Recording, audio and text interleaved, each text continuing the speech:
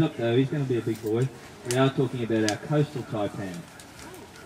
Now the coastal taipan coming in at number 3 out of the top 10 most deadliest snakes on the planet. This guy here will grow up to nearly 4 metres. That's the length of this pit.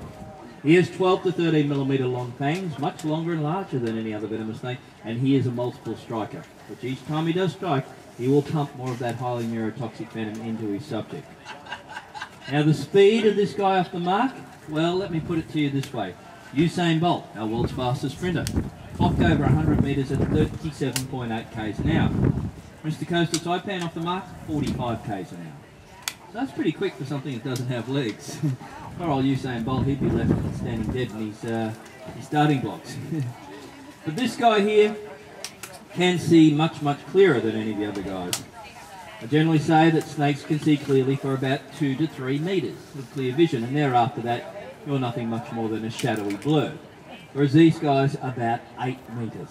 That's what we've worked out. Now the good thing is too, if you do have that confrontation with the snake one day, even with the coastal taipan, and say you are just a few metres back, and like I mentioned, you'll be a bit of a shadowy blur to the rest. But the other good thing is they don't own or have any external ears, which is good. You could let out a few S words like snake I'm referring to. He won't hear you, but what he will pick up on, ground vibration, as you do move about through the middle or internal ear. So here's what we need to do. You see the snake, you're a few metres back, just simply stop still. Now keep your eyes well trained on your subject at all times, as I'm sure you would. Start to slowly move back in the other direction, giving them a wide and clear berth. Sure, a couple of more metres back, you turn and go as fast as you like. Now, as I mentioned, he's very, very quick off the mark. But give him about 50 or so metres, he'll be cruising along nicely at about 10 k's an hour, a brisk walking pace. And yet the main story I hear in my travels about these creatures, they love to chase people. Although I've never heard of anybody actually being caught. Now, there's probably a good reason for that. Snakes don't wake up in the morning and think to themselves, yeah, I'm going to have a bit of fun today. I might head into Daphto today and chase a few people around. Might even make one into a meal.